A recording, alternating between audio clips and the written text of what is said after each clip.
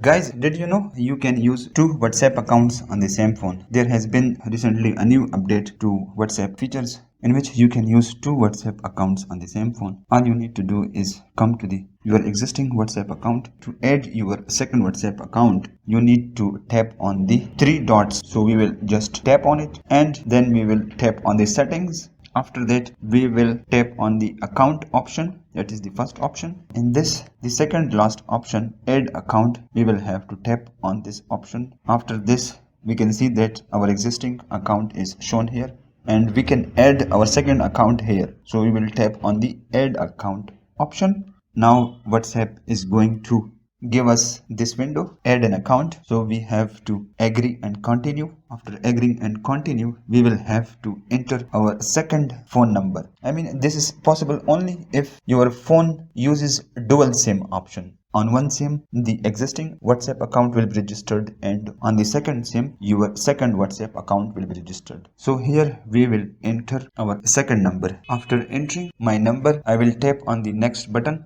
Then WhatsApp will confirm that is this the correct number, and it is correct. So I will tap on the yes button. After this, we will have to verify our number. So we will tap the continue button. Allow WhatsApp to make and manage phone calls. We will allow it. Allow WhatsApp to access your phone call logs. We will allow it. After this, WhatsApp will verify our number. We will have to wait a little bit.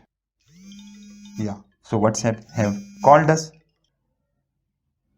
Verification has been completed successfully. Now I can give some name to my new WhatsApp account. So let's call it AR.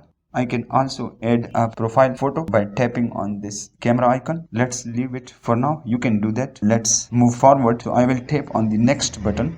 This is actually another security feature that adds extra layer of security to your WhatsApp account. We will skip this for now. And our second account is being added to our existing account.